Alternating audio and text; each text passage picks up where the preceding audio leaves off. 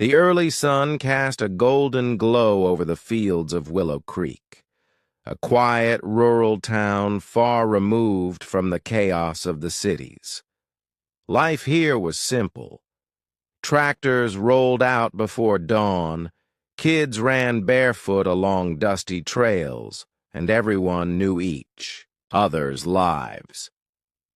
But on this particular morning, something unusual broke the stillness.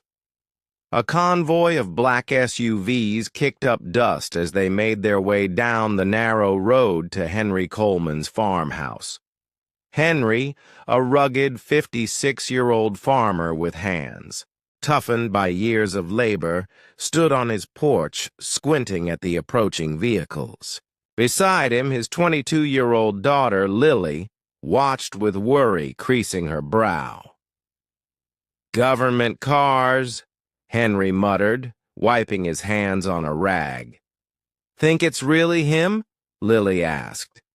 Henry didn't respond. He just watched as the SUVs stopped by, the barn where his unsold crops were stacked. A sharply dressed man emerged first. Then, to Henry's astonishment, President Donald Trump stepped out. No fanfare, no cameras, just boots touching dirt. Word had spread that Trump was visiting struggling towns quietly, away from the media. But Henry wasn't interested in politics anymore. His concerns were the land, his family's legacy, and a farm drowning under debt and broken promises. As the men approached the barn, Henry pulled a folded letter from his pocket and marched toward one of the SUVs. Without hesitation, he slapped it onto the windshield.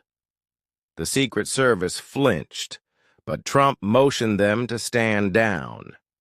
He peeled off the letter and read the first line. "You don't know me, but I'm the man whose world is disappearing beneath your feet." Trump's eyes narrowed. Something in those words struck a nerve. Inside the vehicle, Trump raised an eyebrow. "What was that about?" he asked calmly. A Secret Service agent handed him the letter, simply addressed, "To the President." Trump opened it. The handwriting was smudged from hard, calloused hands. "This isn't about politics. It's about people. My wife, my land, and a truth you need to see." Normally stoic, Trump paused. The raw honesty compelled him to read further. Outside, the wind rustled the wheat fields. Caleb Turner, the man who wrote the letter, stayed inside, silent. He believed he had said all he needed to. The rest he left to fate. The letter wasn't just a grievance. It was a story. Caleb wrote it like a diary, starting with the day his wife Ruth was diagnosed with cancer. Medical bills mounted as crop prices fell. Ruth had passed 2 years earlier, and Caleb had fought alone ever since. He described droughts, rising costs, and relentless banks. "You shake hands with CEOs and talk about prosperity," Caleb wrote, "but men like me are becoming ghosts in your America." Trump sat back, unusually quiet. There were no accusations in Caleb's letter, only painful truths. He folded the letter and stared out at the farmhouse. "Who's that man?" Trump asked. "Caleb Turner," an aide answered. "Lost his wife. Running this farm alone now." Trump stepped out of the SUV and walked alone to the porch. He knocked once.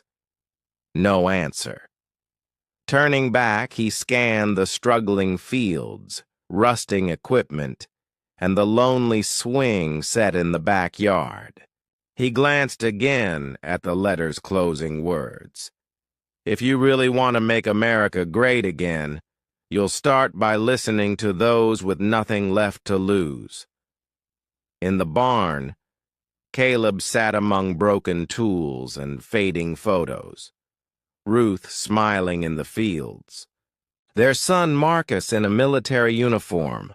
Marcus had died overseas 5 years earlier. Caleb wasn't bitter at Trump. He was bitter at the silence that swallowed towns like Willow Creek. That letter was his voice when he no longer had strength to speak, and now someone had heard it. By evening, the town buzzed with rumors. You hear? Caleb Turner slapped a letter on the president's car. At the diner, townsfolk huddled over coffee, debating. Some admired Caleb's courage. Others feared repercussions. Lily Coleman, who witnessed it all, sat quietly, knowing the letter cost Caleb more than anyone realized. 2 days later, Caleb's phone rang. "Mr. Turner," a voice said, "the president would like a private conversation." That afternoon, Caleb's dusty laptop blinked to life. Trump appeared on the screen, alone, no staff, no cameras. "Caleb," he began, "I read your letter. Twice." There was no anger in his voice, only genuine interest. "You made me think about the soil," Trump said. "About stories we don't hear. Tell me what you'd change." Caleb sat silent for a long time. Then he spoke. "Start by remembering we're not numbers. We're families, blood in the land." Trump listened intently, then asked Caleb to write more, not for the cameras, but for a policy team in D.C. drafting new agricultural reforms. "I want your words," Trump said. "The real ones, no sugarcoating." Caleb agreed under one condition. "If this becomes a show, I'm out." Trump nodded. "It's long overdue."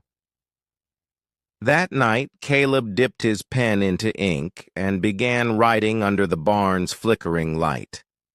Across the top of the page, he wrote, "This is not about me.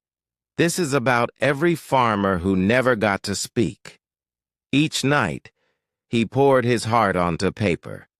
He wrote about generations of farmers going bankrupt, how subsidies missed those in true need, and the shame of using food stamps in homes built by their own hands. Caleb named real people, not just statistics, telling the stories of survival and silence across nearby towns. It was no longer just Caleb's voice. It became a choir of forgotten lives. And this time, Washington was listening. Weeks later, inside the White House's Roosevelt Room, aides gathered for a rural policy briefing. A thick folder labeled Caleb Turner's Reports sat at the center of the table. Trump entered holding a worn letter. "We've heard enough from consultants," he said. "Now we're hearing from someone who's lived it." He read aloud Caleb's account of Ruth's last days in a home without working heat because the furnace repair had to wait behind hospital bills. The room fell silent. Even the most cynical aides stopped scribbling notes.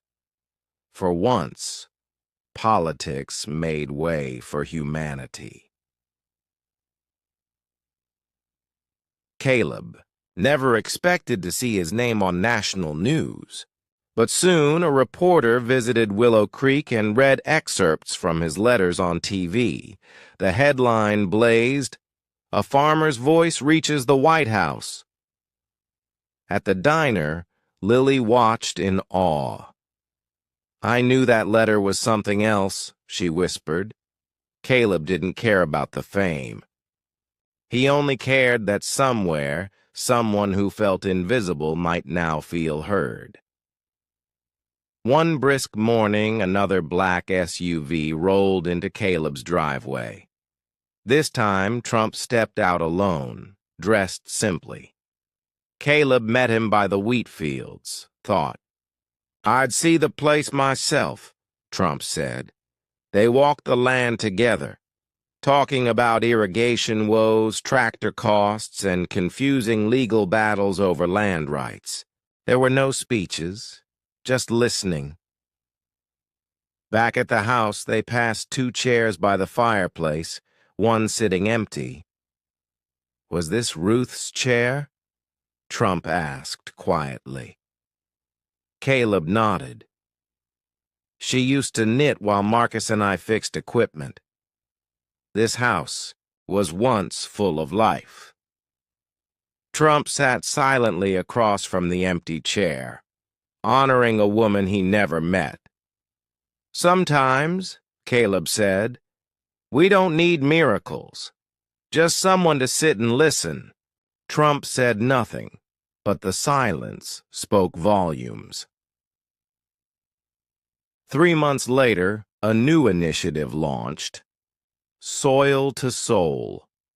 It prioritized direct aid to small farms, offered grief counseling, and forgave debts linked to medical crises.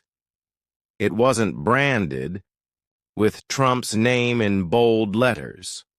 Instead, on the cover was Caleb's quote, "You shake hands with CEOs, but men like me are becoming ghosts."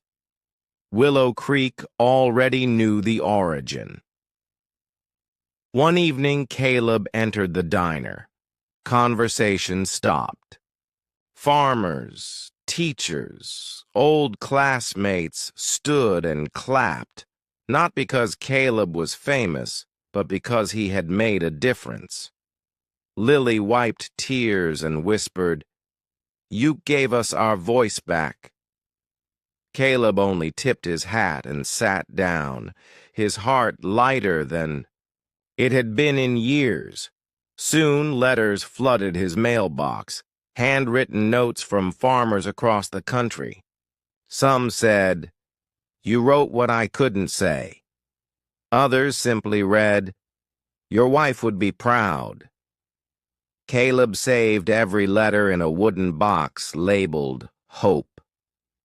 At a national town hall, Trump stood before the cameras and surprised everyone. "I was wrong," he said.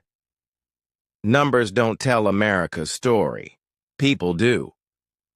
He unfolded Caleb's original letter and read it aloud, unedited, to millions of viewers. In that moment, a farmer's grief echoed through living rooms nationwide. With his first payment from consulting work, Caleb didn't buy new machinery. He built a bench beneath the old oak tree and carved Ruth's name into it.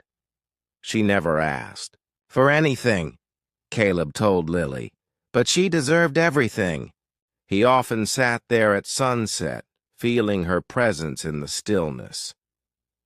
One day, a military courier arrived with a framed flag and a letter honoring Marcus.